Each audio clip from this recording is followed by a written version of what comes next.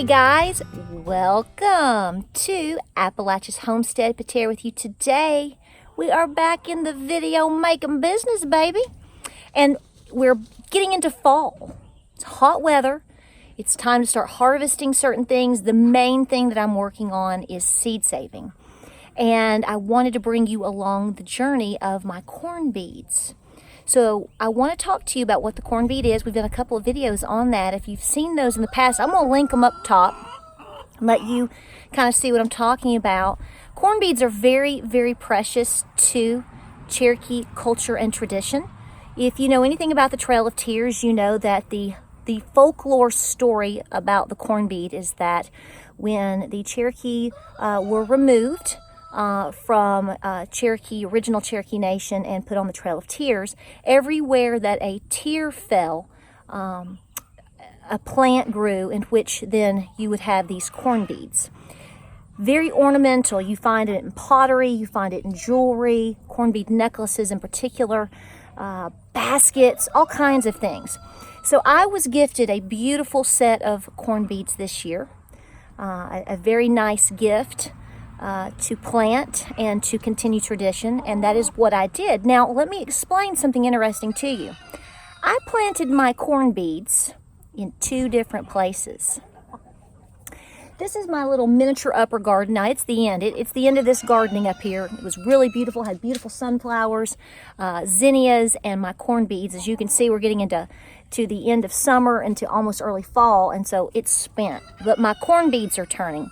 But long story short, this is kind of a special spot for me. It's in front of my barn, near my home. I said some special prayers here, and every corn bead came up. My lower garden was kind of a fast plant situation. That's right. Not a single corn bead came up. You take with that as you will when it comes to prayer. But I want to show you what these look like up close, and I'm beginning to pull them. Now, most of them are still pretty green and getting some more size on them. The bigger the better as far as the corn bead size, but we're going to take anything that we can get because we can always replant.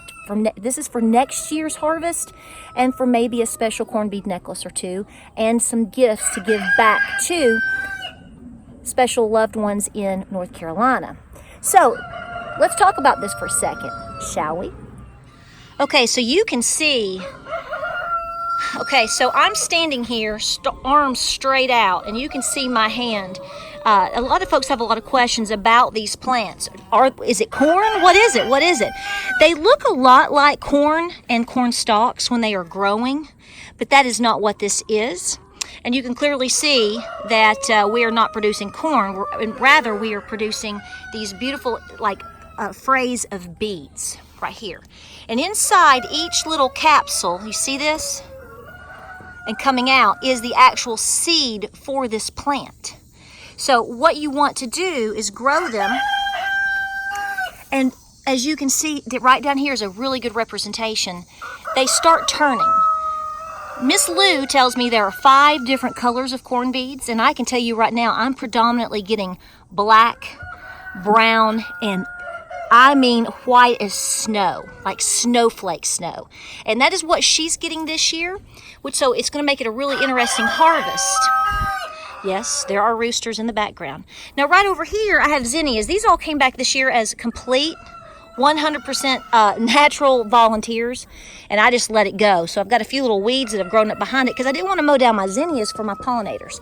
But what I'm doing, she tells me, is I need to come out here and check. Once they start turning, she says you need to check every single day.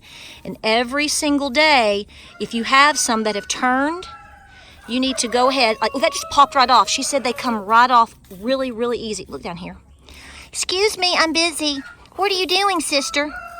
So you can see right here, this is what we're looking at. That's kind of a medium size, not a super big one, but that is actually the seed inside.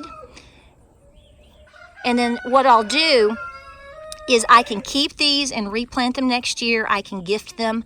Or if I want to make ornamental jewelry, as I'm going to show you in my other little video I'll link, I will pull out and clean, as they say. I will clean this actual corn bead, the actual bead itself. I will take that seed out, keep the seed itself, and then I'll have the bead per se, the actual corn bead, to produce beautiful jewelry pieces.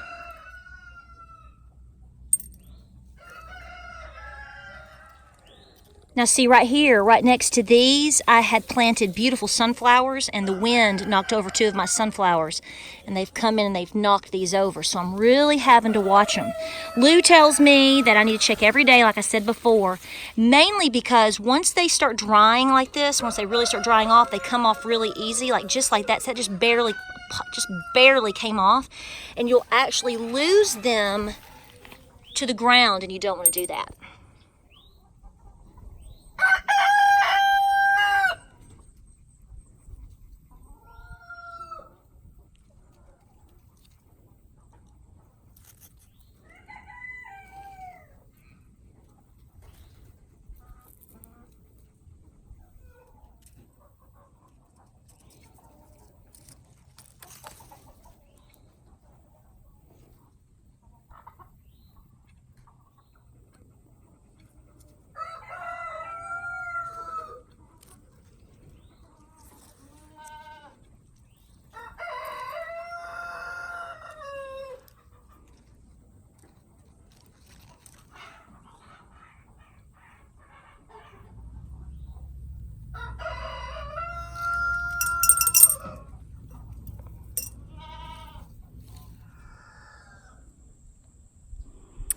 Okay, so the harvest is starting small. As you can see, the great majority of my beads are still green, but that's okay because they're the big ones, and that's what we want to make beautiful ornamental jewelry and beautiful things with. So these, the very beginning, might be better for seed saving.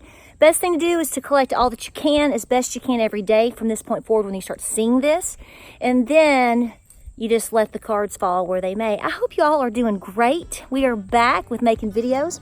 We have some update videos coming your way. I have been unloading videos from all summer. Kind of took a break. You probably figured that out, right? You're like, where is this girl? I have gotten so many emails and messages and even phone calls and texts saying, are you all right? Is everything all right? Is everything good? You good? You good? You good? You good? I am good. So we had the Great Appalachian Homesteading Conference at the end of May, which was fantastic. And then we had 2 weeks later a big event in North Carolina. We had a big Trail of Tears walk in Robbinsville for the Cherokee language after school and the summer program, which was, I participated in that this year, this past summer. And then 2 weeks after that was Great Tellico Day with the Tennessee Trail of Tears. By then, we were into July. My husband had some vacation time. And so we just sort of chilled a little bit, did a lot of genealogy and research and connecting with our roots. We have a lot of videos coming your way. It's good to be back. Hope you're well. We're very blessed, and we're blessed to have you here with us. Okay, the beginning of the harvest is going in. Big plans for tomorrow. Seed Saving 101. Let's get to it. We'll see you on the next video.